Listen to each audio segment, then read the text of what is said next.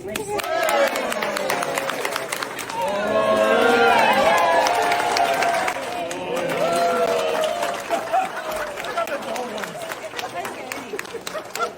have this really exciting future, right? When we look at what's possible in the next decade, bringing a new hospital to this region, long overdue, one of the fastest growing regions in the country, if not the province. And to be able to bring that to reality in the next decade will be something that, is, as I said, is long overdue for this region and something that's exciting. What's even more exciting, though, is what we're going to be able to do as two organizations coming together from the standpoint of care. Mm-hmm. And that's why we're here in the first place, is to provide that high quality care with compassion every single day. And I think both organizations individually did that really well. And I'm excited about what we're going to be able to do together because we're just going to be able to take it to the next level. Mm-hmm. And that applies to our partnerships with the community. There's purpose behind the network part of REN, and that is that our campus of care, the way we're going to be thinking about that is the campus of care is the community. It's not just inside our walls, right? So the mindset, the way I like to think about it is how do we deliver care at the point of need as opposed to everybody having to come to us. Tim and I have been co-chairing the activities for the last, probably better part of 3 years as we've been doing things together as the hospitals. So to me, it just makes perfect sense that we continue in the role. It's showing the unification of both organizations, which have had, as you know, a very tremendous history in our community. And we look forward to working together to launch that new, our new Waterloo Regional Health Network, REN, and getting us moving forward in the community. So it's a great partnership, and I love the way we can continue it going. And I think as we move forward, a degree of continuity is really important. We're at the foundational elements of REN, and but it's bringing in some of the perspective of the past.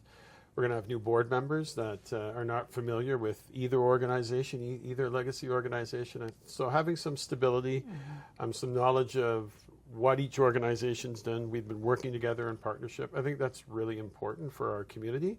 And we'll see how things progress in the next little while. Over the last year, our leadership teams within the organization have already been coming together, and many of our patient care teams have also been working together. So that integration process has already started. At the board, we've got a few things to do in terms of putting our processes together as how we want to be working forward.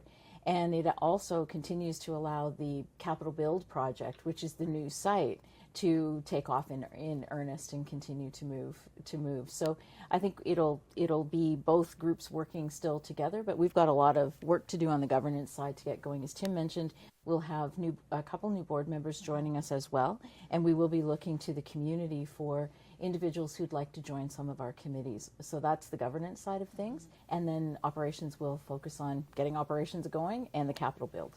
Well, the last piece to me, and again, it's back to the name, when I think of network, and we're purposeful about that particular piece too, a hospital doesn't exist in isolation. It has to be part of a larger network or system within our community.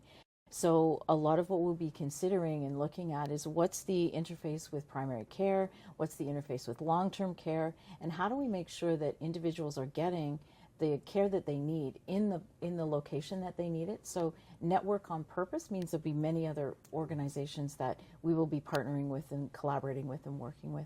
And I think that's important to know too. Like partnerships are going to be key. Like it's a health system, and our organization is one element of that health system. And let's be honest, there's a lot of people that use our system and our network today that shouldn't be here. That there should be other avenues and opportunities and better care in our community. And so how do we work with those? How do we continue to work with those care partners to ensure that every individual in our community is getting the right degree of care when they need it at the appropriate spot? That's a complex, challenging problem, but I have no doubt in my mind that with our board and with the senior leadership team, that is top of mind, and we'll work with our partners and the government in Ontario to ensure that we can transform how we deliver care, not only in our community, but we can serve as an example to the rest of Ontario and hopefully Canada. What I would want the community to know is, we will live up to our promise. And that promise of coming together was really about people, right? Improving the experience of those who need the care, improving the experience of their families when they come here as well, and also improving the experience of the people who deliver that care. And that's our promise. It's a big promise, and it's one we're going to live up to. And we're going to live up to it with our partners and with our community.